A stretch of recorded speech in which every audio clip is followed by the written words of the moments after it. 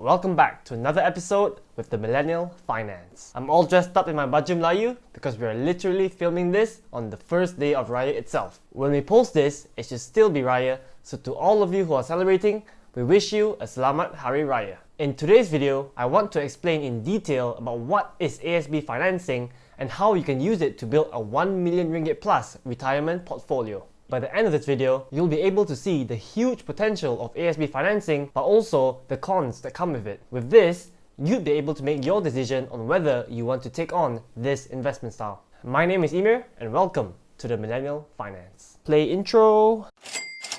Before we get started, make sure you drop a like because it really helps the video reach out to as many people as possible. Amanah Saham is truly one of the greatest investments for eligible Malaysians. Unfortunately, some of you wouldn't be able to invest in Amanah Saham, and I really wish that wasn't the case. For those of you who are, however, you should consider yourselves lucky and not let this opportunity pass by. To give a little bit of context, all Amanah Saham funds such as Amanah Saham 1 Malaysia, Amanah Saham Bumi Putra and Amanah Saham Bumi Putra 2 are managed by a fund manager named Permodalan Nasional Berhad or PNB. These funds were created to encourage a behaviour that not many Malaysians participate in, which is investing. Wait, that's something that we do too. In order to encourage this behaviour, they needed to create a risk-averse investing portfolio. To do this, they came up with fixed net asset value funds that return a yearly dividend. What this means is each unit of ASB is fixed at 1 ringgit and the price doesn't go up or down. They just pay you a return every year.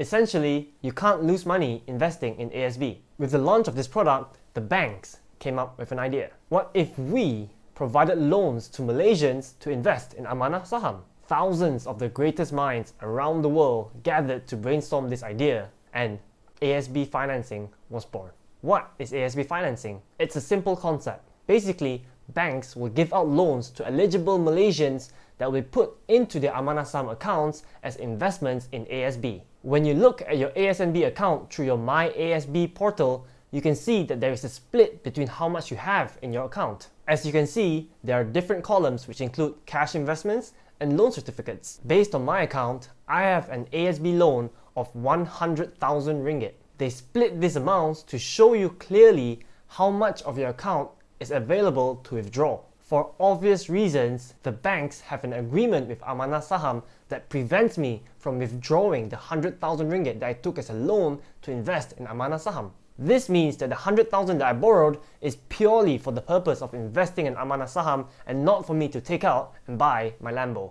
If I default on my monthly payments, the banks will simply just withdraw this certificate of 100,000 ringgit, meaning they can't even lose money at all. However, for as long as I continue paying my monthly installment amounts, the 100,000 ringgit in my ASB account will stay there. This will generate nice returns for me over the long run. How much of a difference? Let's find out. This part will get a little bit technical and there will be a lot of numbers involved. Just stay with me here because I want to make sure that you clearly understand what's the difference between standard ASB deposits and ASB financing, and I don't want to influence your decision by just telling you you should go for this or that. We want you to just take this information and then decide on yourself which investing style is the best for you. And let's go through what's the difference between ASB financing and standard deposits. The entire concept of ASB financing is called leveraged investing, which basically means I'm borrowing money from someone else to invest in hopes that I will generate more returns than what I have. Usually,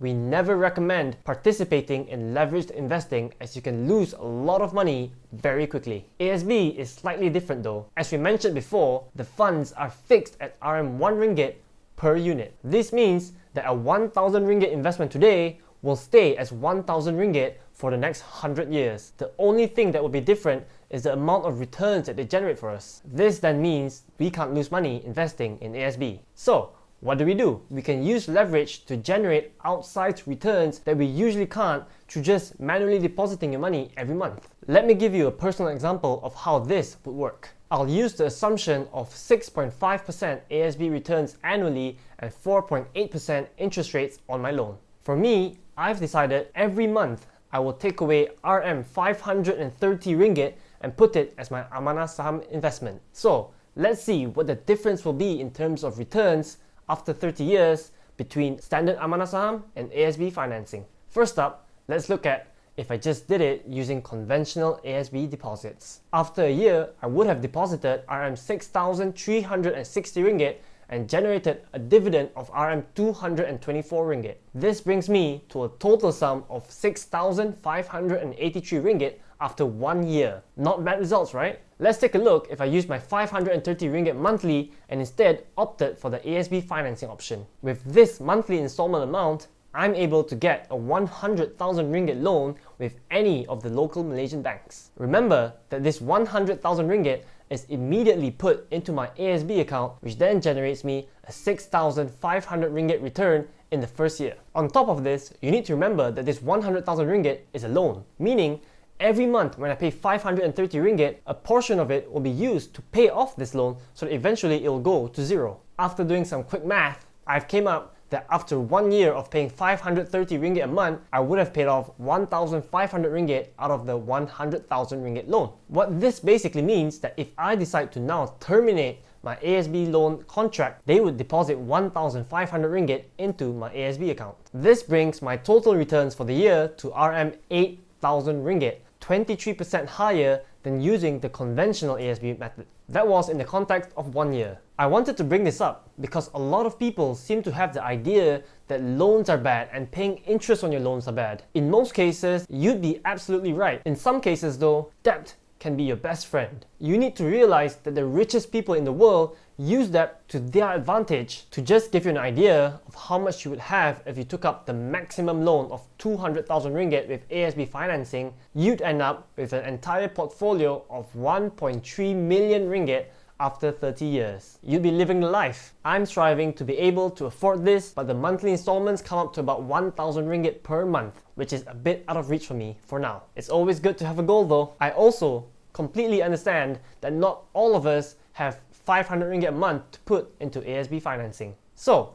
what I did was I looked up how much of a loan you can take with just a 200 ringgit monthly installment. This will give us a 40,000 ringgit amount on our ASB loan, which will then bring us to a portfolio of around 250,000 ringgit after 30 years. Of course, this 250,000 ringgit pales in comparison to the 1 million ringgit numbers cited before, but we just want to tell you that it's better to start than not do anything at all. Before you contact your bank asking for the ASB loan, I want to bring you through some of the pros and cons of ASB financing. Let's start with the pros. Pro number 1, you get to use leverage to generate higher returns. This entire video was to explain this whole concept, so I won't go too deep into it. In a nutshell, leverage investing can generate more returns for you, especially in the context of ASB. Pro number 2, it builds a forced saving, aka save first, spend later habit. Since you're taking up a loan, you have an obligation of paying it off every single month. For me, I went to my CIMB Clicks account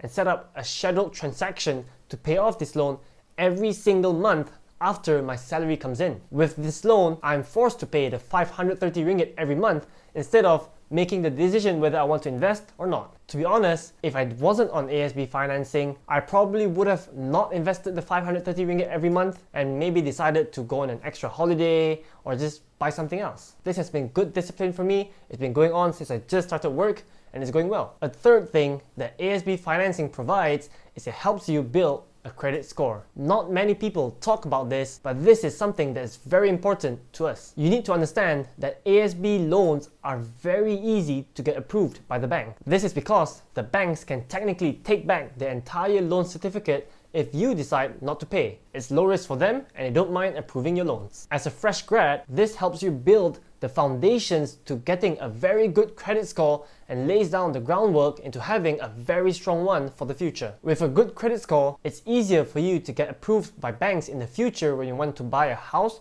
or a car, and you can even get it at lower interest rate. Trust me, I tried to apply to so many credit cards when I just started out working and none of them would approve me because I had no credit score. I mean, how am I supposed to have a credit score if I didn't have the chance to prove myself? ASB Financing is a perfect platform for you to start building this credit score. Of course, you need to make sure that you pay it off every month. Okay, I've said so many good things about ASB Financing, but surely there's something wrong with them. Let's go through them with con number 1.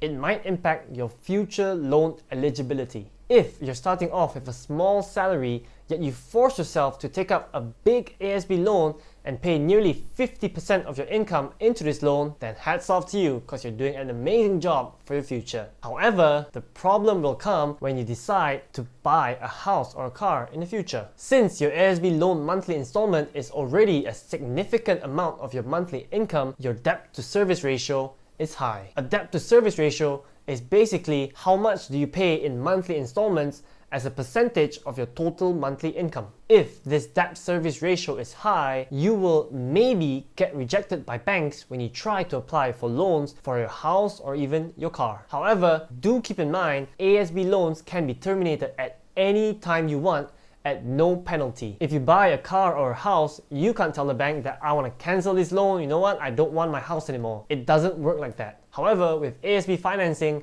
you can do this whenever you want, and it'll just return you how much you've paid in principal, and it'll withdraw the entire amount from your ASB account. Just keep this in mind in case you have plans to buy a house in the near future. The second thing about ASB financing that a lot of the agents conveniently don't tell you about is the risk that ASB returns plummet or interest rates skyrocket. A risk that you take on when you go with ASB financing is that you can lose money. If the difference between the interest rate, which I assumed is 4.8%, and the ASB yearly dividend, which is assumed 6.5%, gets too small, you can lose money investing in ASB financing. Let's say the interest rates stay at 4.8% this year and ASB dividends drop to 4%. We will definitely be losing out, but the amounts won't be too bad. If the interest rates stay the same, but ASB declare very high dividends, you will way outperform the guys who don't take up the ASB financing option. So what I'm saying is, it's a risk. Judging on last year's performance,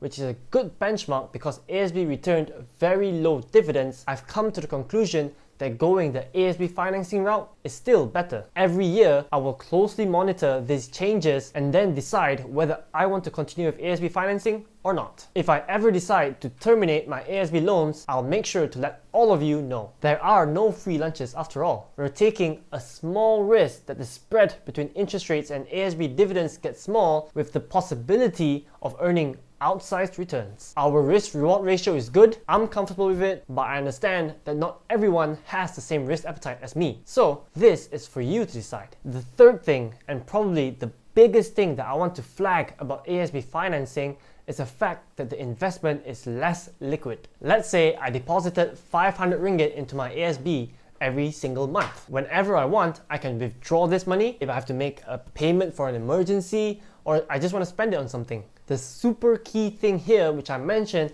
is that it's liquid. You can withdraw the amount whenever you want. If you go with ASB financing, however, the money that you pay to the banks every single month doesn't go into your ASB account. It goes to the banks. You will only get the lump sum annual dividend return on January of every single year. This means if I put in 500 ringgit every month from January 2020, my ASB account would show 0 and I can't withdraw anything until January 2021, where it will give me a 6,500 ringgit return. Why I wanted to bring this up is because I want to make sure that you are absolutely clear that you can't withdraw your money until January of every year. With ASB financing, you need to make sure that you have your rainy day fund set up before you start. Also, I just want to bring it up again that this is a loan and you have to pay it off. You shouldn't bite off more than you can chew. And one way that I could advise all of you to start ASB financing is to first decide on an amount that you want to pay monthly. Let's say this amount is 500 ringgit. You think you can save up 500 ringgit every month and pay off this loan. However, as a responsible person, what you should do is to just put this in your ASB first. For me,